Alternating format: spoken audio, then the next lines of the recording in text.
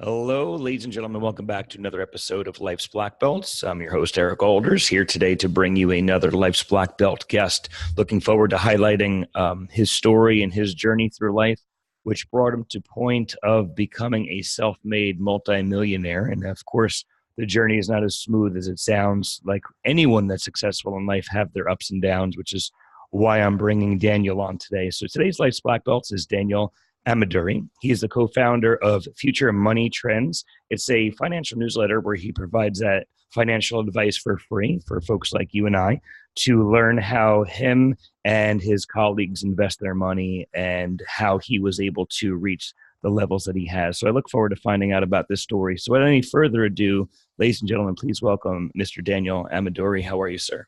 I'm good, sir. Thank you for having me on the show. Oh, it's my pleasure, sir. And I appreciate you taking the time out. I know that you're busy and you have a tight schedule today, so I appreciate you fitting us in.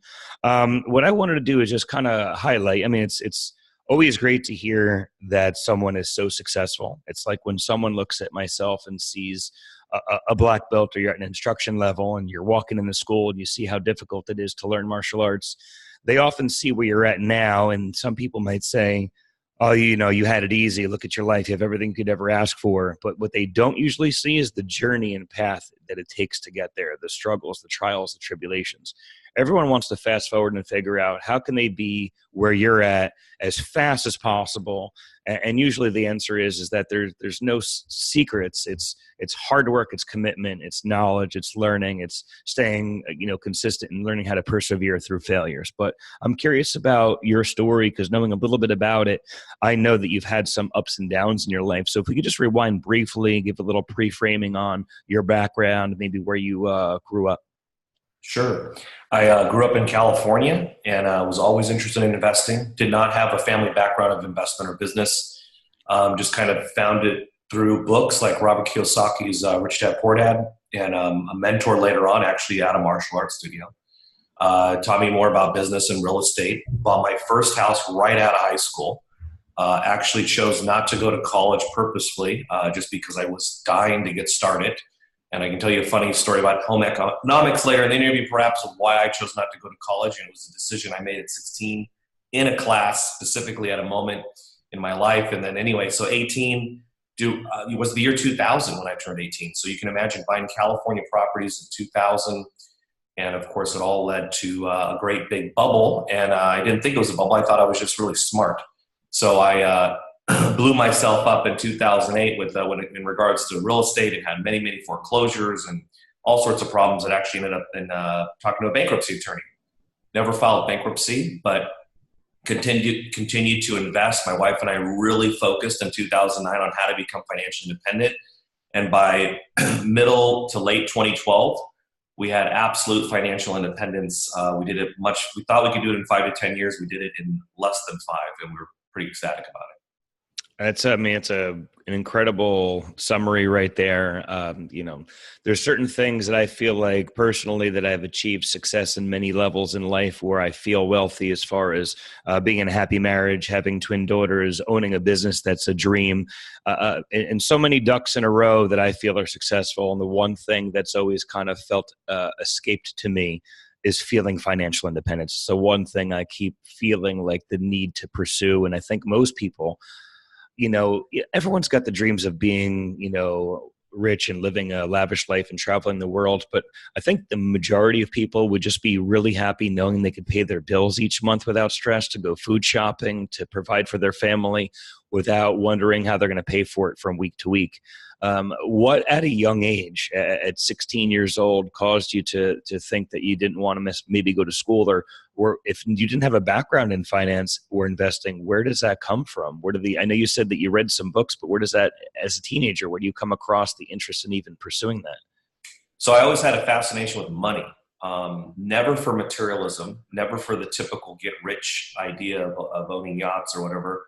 I just was fascinated with money itself. And to me, it was like a video game of being able to save and collect the money or redistribute it and have it grow. So at 5 years old, 10 years old, my mom has all these stories about entrepreneurship. I got in trouble in school sometimes for practicing entrepreneurship, whether it was selling pencils for less than the teacher was selling them for, or selling candy out of my backpack. I did all sorts of things, even made the papers back, 25 years ago, because I was running a Christmas light business, putting Christmas lights up for houses. So I was always fascinated with money. And then, so at 13 years old, I came across a book called Want to Be Rich and Happy, Don't Go to School. It was written by Robert Kiyosaki. It's before Rich Dad Poor Dad. So I came across that book. That obviously to any 13-year-old is interesting topic, right? Like, want to be rich and happy, don't go to school. Of course, any 13-year-old is going to pick that up and pretty beat. That's like the first book I ever read, cover to cover. And then I came across a teacher at 16. Actually, it was like our home economics teacher was 28 girls and 2 boys. So I understood math very well, even at that age. And so I joined that class with, with majority girls. And then she did the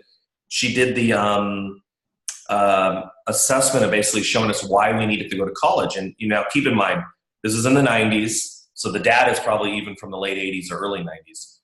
So the numbers are real old here. But at the time, she was like, look, if you graduate high school, you'll make on average $25,000 a year. If you graduate college, you'll make $35,000 a year.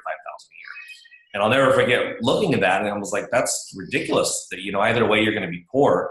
So I didn't want to be part of either one of those. So I was like, there's got to be another way. And then, of course, right about that time, Rich Dad Poor Dad comes out. I ended up meeting a mentor through a martial arts studio. And by the time I was 18, I was chomping at the bit to get out there and do something in the world of finance. And that was real estate was the easiest one. And I just started buying real estate and started buying rental properties and just never looked back, just kept doing it. And in the beginning, it was to get rich, just for rich's sake, not really knowing, of course I was young. After I imploded my finances in 2008 and almost went into a depressionary state probably for almost a year, rebuilding it and becoming financially independent, the goal was to not be poor in the beginning. So very limited lifestyle, paying off all the debt, everything like that, and just really focusing on not being poor. But once you are financially independent, it's kind of snowballs and compounds rather quickly. And then you do start to enjoy some of the better things in life. I often tell people I was a millionaire driving an '03 Altima in 2013. Those are great stories. I can tell people how crazy things we did, like getting rid of our pets and moving away and living in the desert, squatting in a home one time. I mean, we did crazy things to not be poor, to save money. But today the life is not that life. It's much better life. It is luxury, everything from vacations to our daily lifestyle. But it was only after we made sure everything was sustainable and we built something called a financial moat where we could never be poor again. But when you're a teenager, even though you're excited and you have a passion for getting into this business, the old kind of quote is, it takes money to make money. So to invest and to get started, there needs to be a beginning to that. So is this money that was saved up over the years? Did you take out a loan? Did someone help you? Did you have a partner? As a teenager, I'm trying to figure out how you got into real estate investing so quickly. Yeah, I was a relentless saver. So I saved everything I ever made. Was always fascinated with saving money. And I'll never forget when my dad gave me a little blue checkbook, thing that you keep accounting of from Bank of America, and was just always saving. And at 16 years old, I became part owner in a martial arts studio through my father's name. But I was, for all intents and purposes, the person that was 25% owner. It was actually because the studio wasn't doing well and the owner needed some help. So he was my instructor and mentor. We ended up coming in and I helped run that school. And that really taught me the business part of 16 and 17. And then I started buying stocks again through my dad's name. He set up an E-Trade account for me when I was 17 years old, started buying stocks and understanding businesses. And I was going to Barnes & Noble. I would literally suffer through high school, learning about all these fiction stories that I would just go crazy. And I had to go to night school just to graduate high school because I failed English. I'm a writer today for the most part and share stories. I just hated everything about high school at the time. And I would literally leave high school, run to Barnes & Noble's, and I'd sit at Barnes & Noble's and read for probably 4 or 5 hours. So spend 6 hours a day at high school and then spend 4 or 5 hours a day at Barnes & Noble, blowing off all my homework and reading everything I could about money and finance and economics. It was truly my passion. And that's how it all started. And what type of martial arts were you involved with? It was Hapkido, as a Korean martial art. I'm familiar with So it. Yeah. yeah, so I did that in California. Really thoroughly enjoyed it. I haven't done it, gosh, since I was probably 22 years old. And I'm almost 40 now, but it was something that I really enjoyed, and the time was perfect. And the mentor who was the running of the karate school, he didn't necessarily, the karate school for him was more of a hobby and a passion. So that's why it wasn't being run like a business. But on the side, he did have a very legitimate business, as well as real estate investments. So that's where we would talk, and he would, try to convince me to not go out and buy Sea-Doos and boats and big cars, but go out and buy a fourplex, live in one, and rent the other three out. And that's where, between that, and you can imagine having the Rich Dad Poor Dad books, going through that, and Cash Flow Quadrant, it was all coming together. Did you just side note on the martial arts side, since it's a little twist on what I do as well? Did you reach the rank of black belt? I did. Do you reflect back at all on that journey and the struggles it takes to reach that level, the discipline, the focus, and so on? Does that, or did that impact you at all or help you at all during this journey so far? I think anyone who's been in martial arts could very connect well with the fact that martial arts really teaches your brain to overcome and to not stop. And I think that is one thing where the martial arts could definitely be applied to everywhere in all aspects of my life, that it taught me to be relentless. And that was very important, because there are so many times in business and in life, especially when dealing with money, that the easier thing to do is either to give up, or the easier thing to do is just to opt into the herd, right? Like, look, if you're trying to become financially independent, everyone's going to know if you failed, or everyone's going to know if you achieved it. However, the easy thing to do is just say, you know what, screw it. I'm just going to retire at 65 years old, because that's what everybody else is doing.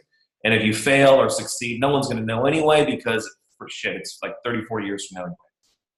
Absolutely. Well, I mean, I think you're right that in life, whether it's martial arts or another activity that people are involved with, it teaches it to them. But you have to learn how to grind and to be comfortable in uncomfortable situations, and face failure, and not get intimidated by it, but accept it as part of the process and push through. So anything that could strengthen your mind and soul that way, I would 100% agree with you. I also agree with you on school. I mean, I felt the same way in school. I feel the same way with two daughters that are in school right now. I felt the same way in college, knowing since as a teenager, I wanted to open up a martial arts school. Why am I learning it felt like high school part two. Like, why am I wasting my time here? This is not what I want to be doing.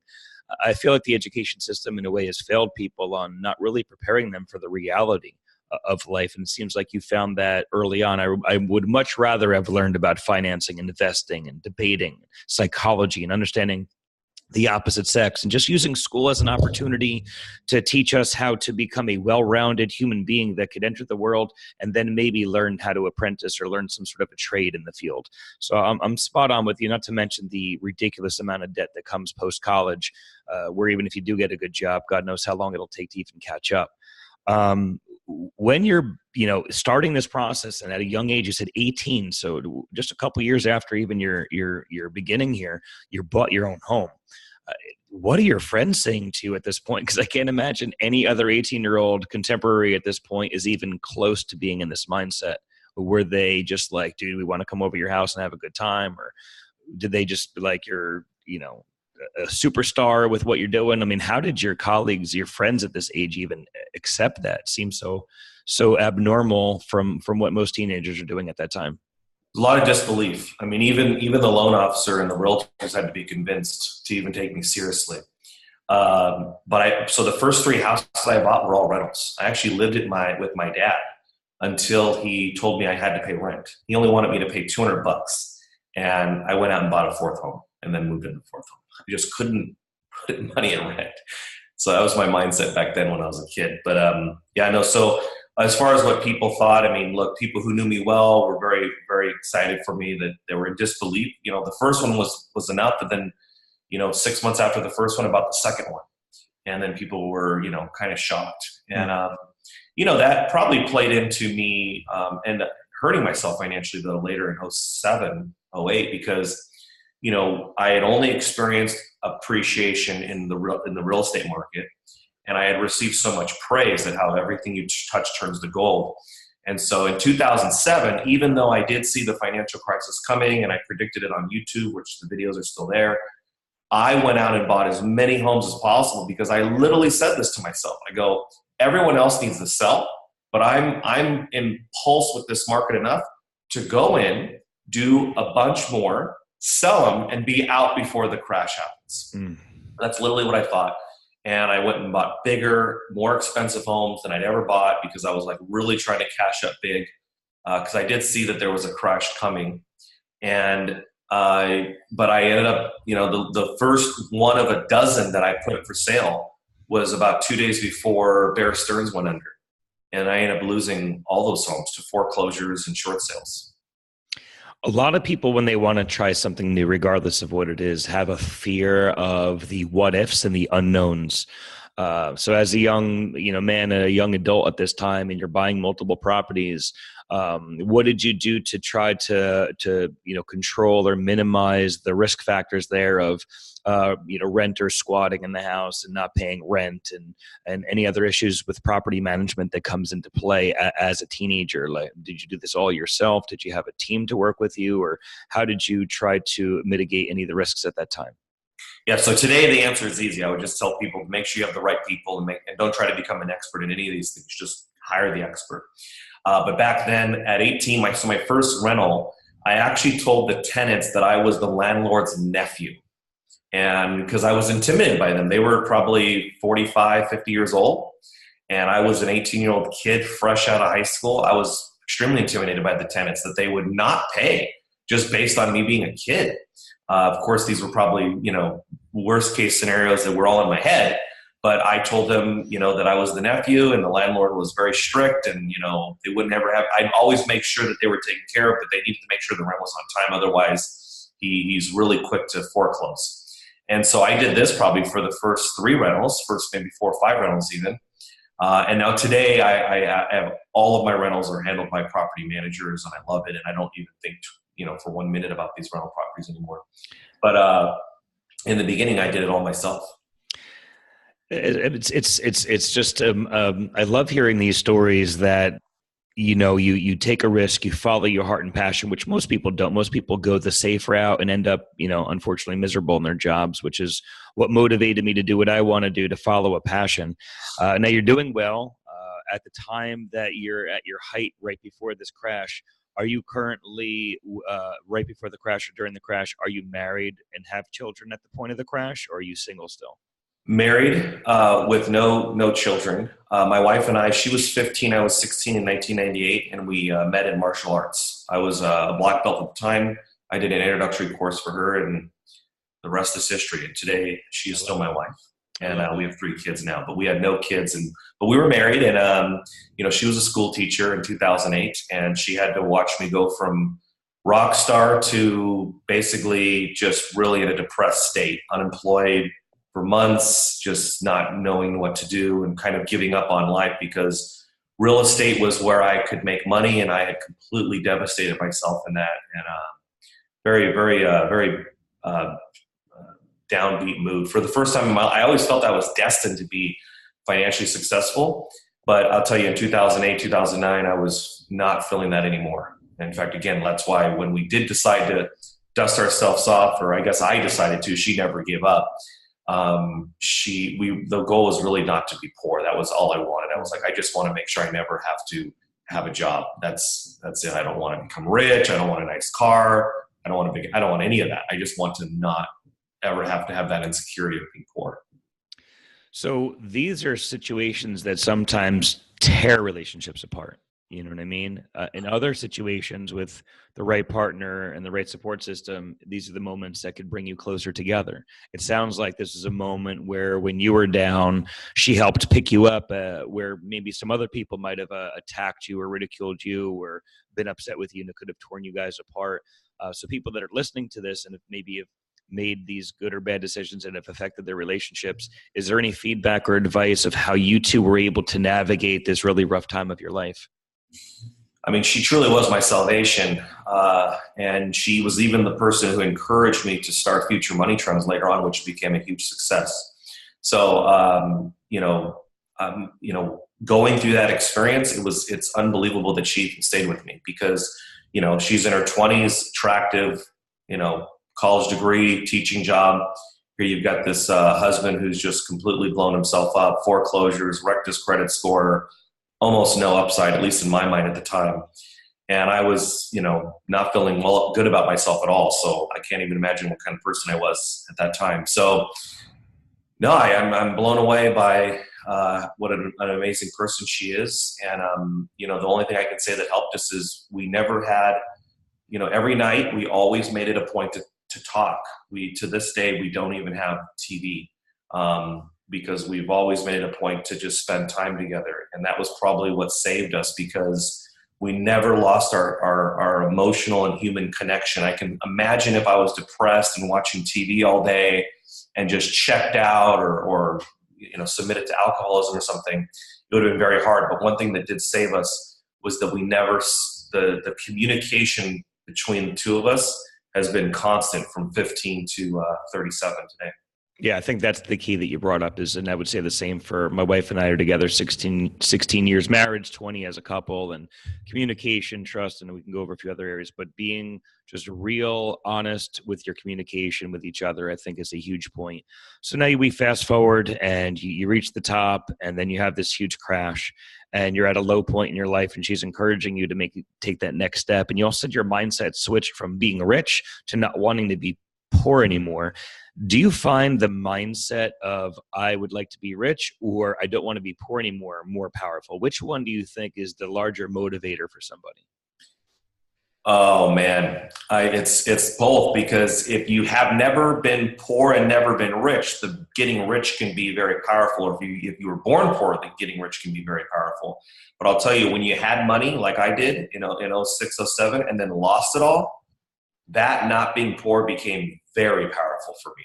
That was the most powerful force for me mentally because it scared the out of me. Yeah, no, you feel free to feel free to use any language you want, man. But I was just curious about that because it really is going to be a determining factor of what situation you're in. Let me add just real quick. Yeah, go right ahead. Because of the real estate market was dead in 09, I ended up getting a job at a grocery store working at nights. So now I hate my life. I hate my job. I'm making $8 an hour in California. The wife's making $50,000 a year, which is great money, right? But I'm making $8, so I feel like shit as a man. And it was rough. I hated life, and I needed to figure out how to get out of this situation. And again, I wasn't even thinking about living the lifestyle I live now. I was just thinking about how do I quit this job? You know what I mean? How do I sit at home and at the very least, I wanted to build this financial moat so that I could get back into real estate. I felt like before I got back in anything risky or where I can make real money, I needed to just make sure that there was some sort of defense that I couldn't go down any further. It's a scary moment in life when you find yourself in a position where you are not happy just waking up and going about your day. It could be so defeating for some people, which leads to, depression, alcoholism, suicide for some people. I think thankfully with your wife being such a supportive role, playing such a supportive role with you in your life definitely helped you out. So where did you find, was it the $8 an hour job, her money? How did you get back to a financial status where you were able to begin investing? Or was it the future money trends starting of this website? Where was the next step? If you could connect the dots for me from the bottom to starting to climb back up, what was next for you? It was literally her and I discussing what the future was. And she was like, I really don't want to have a job because we want to start having children.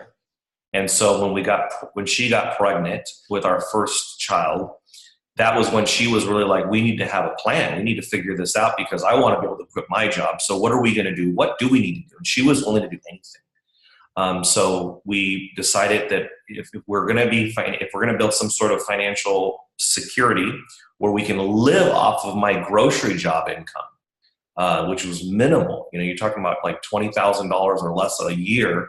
Because, I eventually was making like 10 or 12 or whatever. But this is, really, trying to figure out how do you live off of that? I was like, we have to have no debt, nothing. So We cut all expenses, discretionary income or discretionary expenses. And we sold her wedding ring to pay off our vehicles. So we had now 2 paid off vehicles. We cut all of our expenses, got rid of the basic direct TV we had, got rid of gym memberships, got rid of our 2 dogs that had medical bills every month. We gave them to a nice home that took in those type of dogs.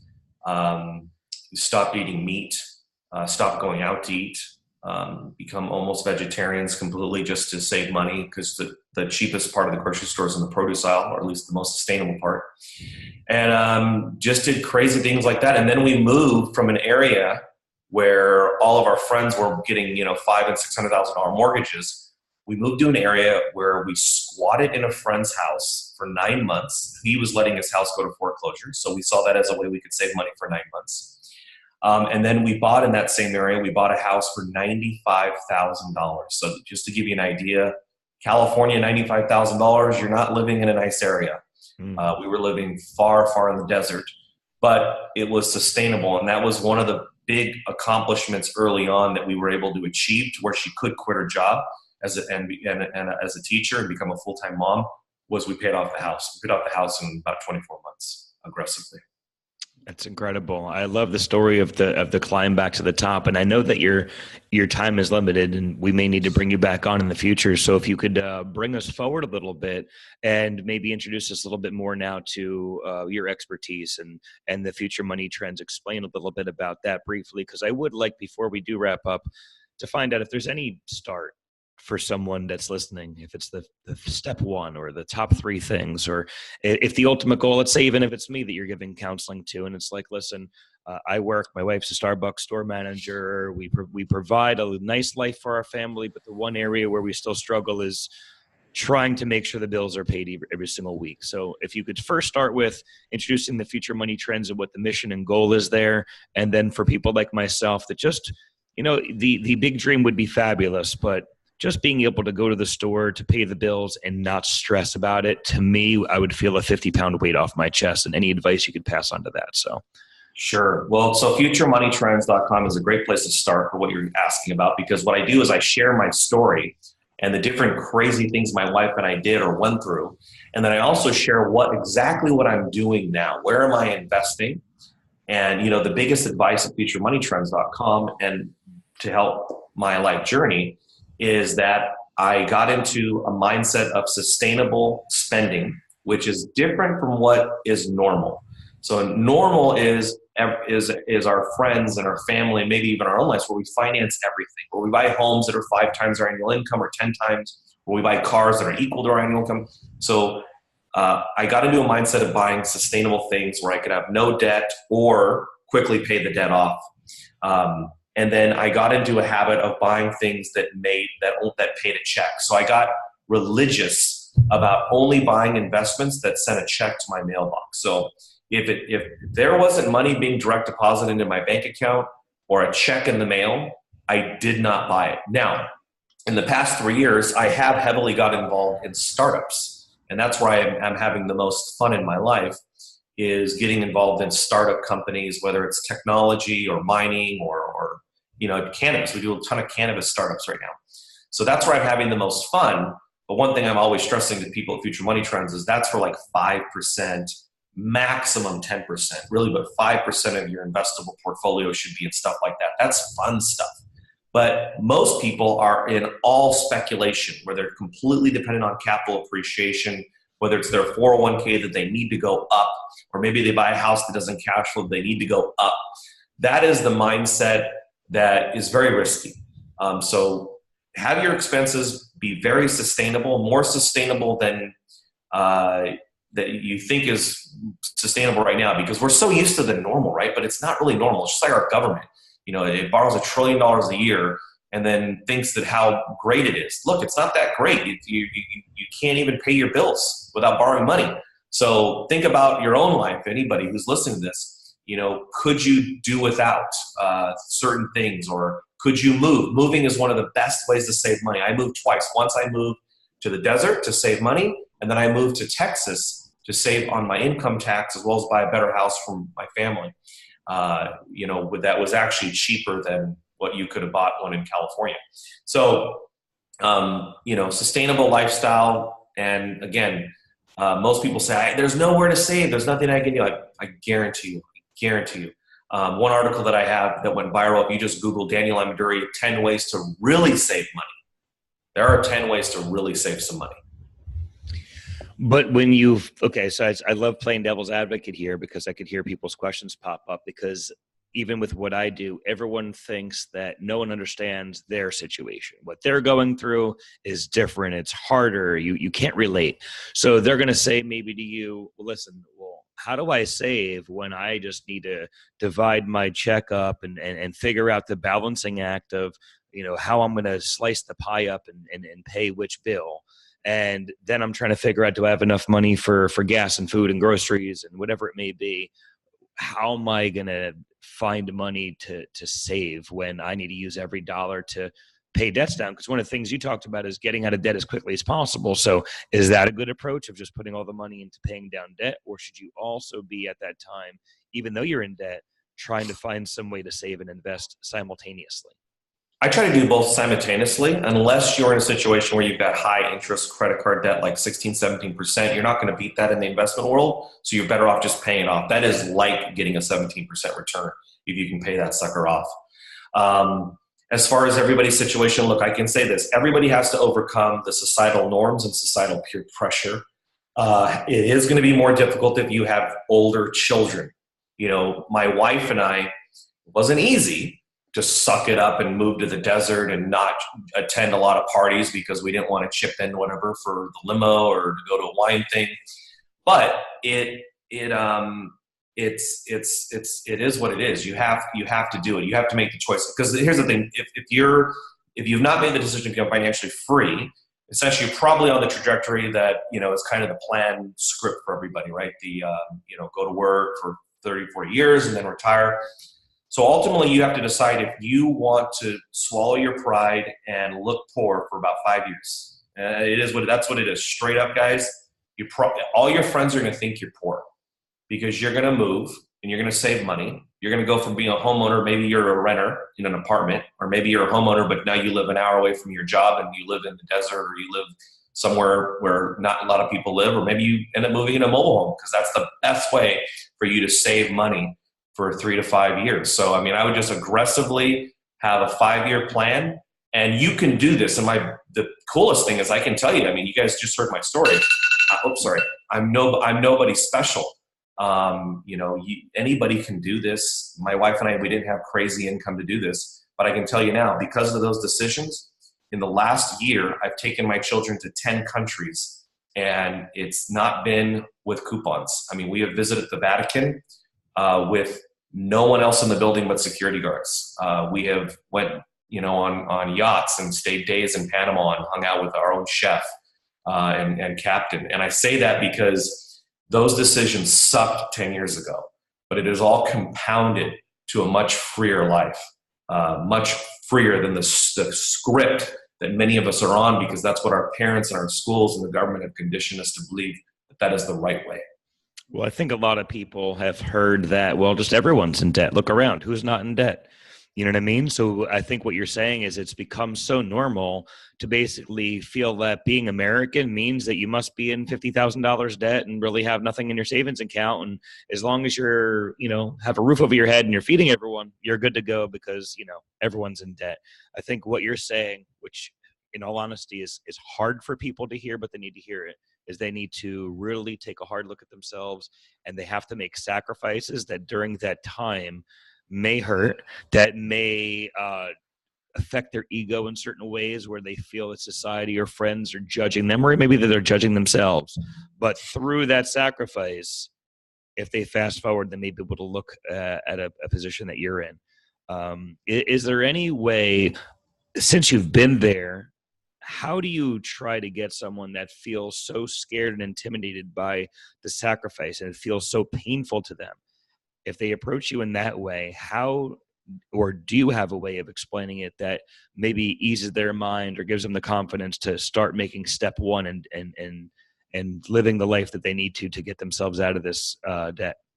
I would try to capture that energy and that emotion and turn it into their arch enemy that they can overcome. Just like in a martial arts school, if you're sparring with somebody or trying to achieve the next belt, you don't achieve the next belt by just doing what you're doing every single day. No, you've got to get in there. You've got to give that studio some extra time. You've got to practice. You're thinking about it in your mind. Even when you're home, you're going through the maneuvers, you're going through the strategy or the technique. If you want to be one of the best martial artists, or let's use Michael Jordan, actually, for example, he's got a great thing out there. But, Michael Jordan, he did 1,000 shots a day during the off season. Everyone else wasn't doing that, but he was Michael Jordan, and he was still doing it. And that's the type of mindset, Look, if you do what everybody else is going to do, I guarantee you're not going to be financially independent. That is one thing I can guarantee you. So the only way to do this, the only way to really get that life you really probably want and you deserve, is you have to be different. You have to do things differently than everybody else. And that's the hard part, because they're not going to follow you on this journey. Your parents, your cousins, your friends, your family, hopefully not your spouse, but most people in your life, I can tell you, every single person around me in my life did not go on this journey with me. And do they look at you now and go, oh man, I should have listened to you? And do they now come to you for advice? And have you been able to, how about this, for people to really draw them in to your newsletter? And of course, I'm going to put this all in show notes. Do you, aside from your own success story, have you, through this newsletter and through advice, been able to touch people's lives in a way that they're on a similar path that you found yourself in?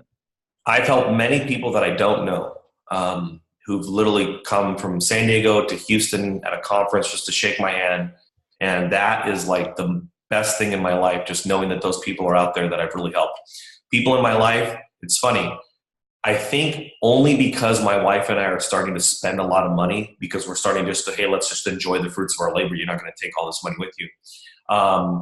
I think now that they see us as wealthy, yes, I think people are like, but they're most of them are at the stage of like, hey, what's your stock tip, right? Like what's the one stock that I can make that can fix my whole life, right? Make me rich, and the magic pill. They want the magic pill. Yeah. And it's not. And I'll tell them, go to Future Money Trends, or I'll have them listen to an interview like this where I break down all the hardship my wife and I went through. And I'm like, that's how you do it. But I don't think most people, I mean, really, you can't force them. This is either something you're going to do or you're not, because this is not an easy task, but it is very doable. Les Brown, if anybody knows who he is, he says that the easiest thing he's ever done is make $1 million. The hardest thing he's ever done is believing he could do it. And I can tell you, that is how financial independence is. It's hard to think you can ever do it. But once you've done it, it's like, wow, this is a really easy way to live your life. Right. It's inspirational to hear, because I would absolutely agree with what you just said. It seems impossible, and it seems like a pipe dream. Everyone just used to grinding, working, getting up and going about their day. But if we were able to do what you're doing and make those sacrifices and really work hard towards a goal, it's possible that we could all, even if it's not being a multimillionaire, but at least reaching a level where you're financially happy and taking care of yourself. That would be, I think, what all of us would hope for. For people, because I know you're short on time, if people would like to find more about you, is the Future Money Trends website the best way, or what other areas can they follow you via online, social media, podcasts, or whatever it may be? Best place is futuremoneytrends.com. If you go right now, you can subscribe free to our weekly wealth digest. And again, shares my journey as well as what I'm investing in right now. Excellent. And do you have any closing advice, words of wisdom, or anything like that, that if someone wants to, if you could wrap up kind of what you're trying to do or what you'd like to pass on to people in a short couple of sentences, what would that be? Guys, I bet you're in a better position than I was in 2008. I really do. You probably make a lot more money than $8 an hour. And that's what I was making 11 years ago when I started this. So I think it's very doable for everybody listening to this show, and probably doable and a lot faster. So the bottom line is, no matter where your rock bottom seems to be, as long as you stay focused and on track, and I'm sure having a good support group or a supportive spouse or whatever it may be helps. But I think ultimately, just like in martial arts, people that look for the success to black belt, the secret is show up each day. Don't think about the 400 things you have to do. Just each day, what could you do little by little to improve, to show up, give your best each day, and ultimately to not give up and not quit just because it gets hard. Because honestly, the things that are most valuable to us usually don't come easy. It's usually the hard work and the effort that when we do see the positive results at the end of that seem the most valuable to us and that we're the most proud of. So Daniel, I really appreciate you taking the time from your day to share it with me. I've already signed up for your newsletter, so I look forward to start reading it and trying to learn as well, because it is a personal goal for me and my wife as well to try to set up for our children and ourselves a better life that doesn't just involve working 6 days a week and running ourselves into the ground where we are at certain points. So I look forward to that, and I'm appreciative of the podcast as an opportunity to having met you, because if it weren't for this, we may never have met. So I really appreciate that, and I appreciate your time and look forward to learning more about what you have to offer, and hopefully I can have you back on again in the future. Thanks very much. You have a good one. All right, ladies and gentlemen, one last time, Daniel Ameduri on futuremoneytrends.com. Go check it out. Check the show notes for all of our links, and stay tuned for the next episode of Life's Black Belts. Until then, have a great week. All right, let me